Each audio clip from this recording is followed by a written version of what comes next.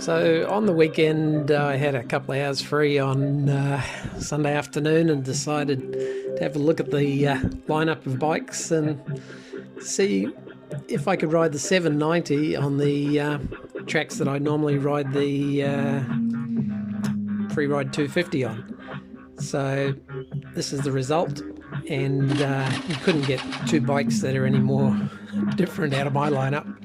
One of them weighs 92 kilos and one of them weighs 196 kilos. So I am not a trials rider by any means. So this is just me having a bit of a putt round down by the dam, which is on a bit of a slope. You can see how long it takes to actually get the Freeride going. You've got to get it into neutral, which is somewhere in there, and it takes 2 or 3 goes to get it going. So yeah, funny laws here in Queensland. You're not allowed to clear or mow the top of your dam, even if it's a dam on a farm that you've built, once it's a waterway. So it's a little bit of a no-go area. That's all the crap that I've pulled off the side of the dam. So I just thought I'd go and make a little bit of a circuit down here that I come down when I've got nothing else to do, and have a bit of a spin on the 250, just to get out on 2 wheels sometimes. So this is kind of the little circuit that I generally do on it, which goes up the bank a couple of times and around a few trees. So this is me on the 250, which has got a pretty good ability to turn tightly, and it weighs basically nothing. So yeah, just seeing how it goes up and down these slopes, and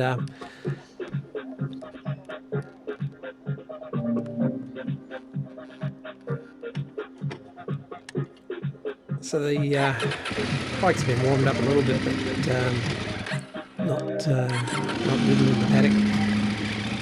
And just thought I'd do basically the same track on the 790, which does have decent tyres at the moment. I just got tyres on Friday, so the tyres are pumped up. They're at 28, 29 psi, so I haven't let them down specifically for this.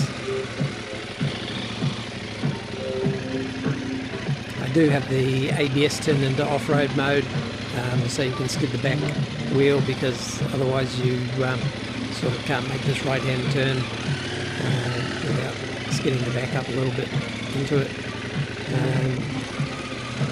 And I didn't know how it would go on all of this. It's a little bit soft, but just thought I'd give it a go on the 790 for a bit of a challenge, just to see how it went. I'm pretty much on full lock for all these turns, and just balancing on the pegs to get it around all these. I mean, it's not a race, just a comparison to kill some time and get out for a ride on the bikes and work up a sweat, really. So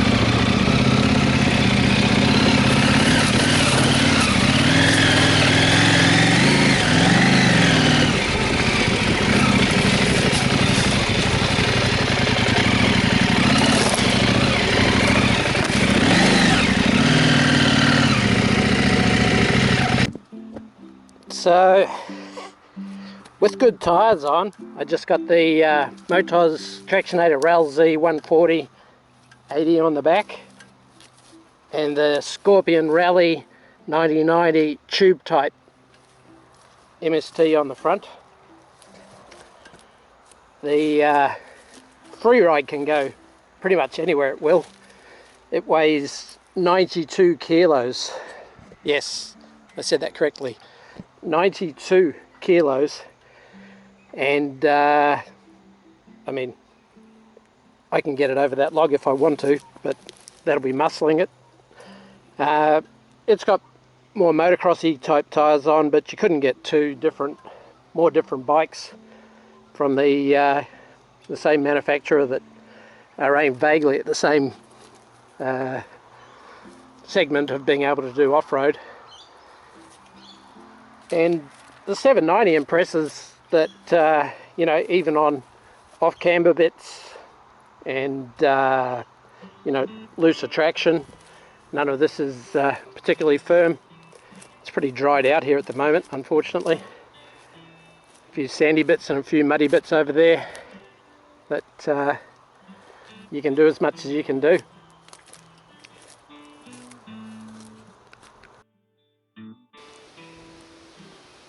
So I run the B&B bash plate, which, as you can see, has got these little wings on the side of the protectors, and I don't mind putting my bike into a situation like this on a hill if things get dodgy. And you know, it's a little bit like the guys with the BMW GSAs who actually ride their bike off-road like Neil does properly. They don't mind putting them down on the bars. The plastic protector there is protecting the tank. Nothing else is particularly touching. You know, and there's a tree right there. But the beauty is the bike doesn't go all the way over. And, you know, it's a little bit like the 640 Adventure. It just makes it easier to get them up and get them going again. You know, I'm 69 kilos and in a couple of months I turn 60. I'm not a big, fit, strong guy by any means. But it does make the difference, you know, with your taller bikes, with your weight up higher. And then even from standstill,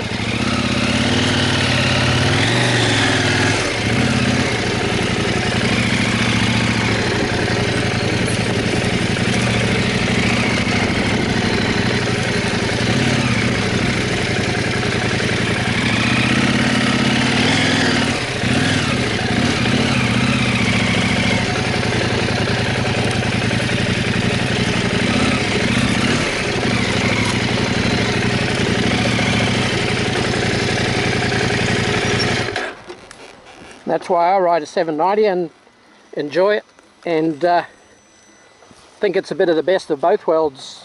You know, you got your capability to ride it a little bit like a you know, a smaller single adventure bike. I mean, it still weighs 200 kilos, but it's quite versatile, quite useful. And then of course you hit cruise control and you know, dial up whatever traction level you want, whatever you need to do, and it can do the road miles. So yeah.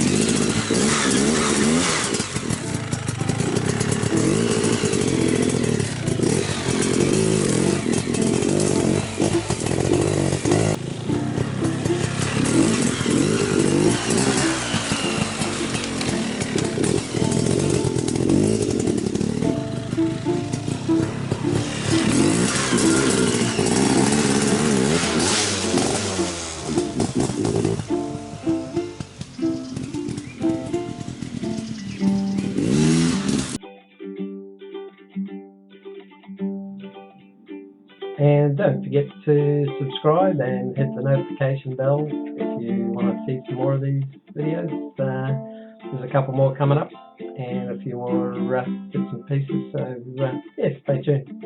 Thanks for watching.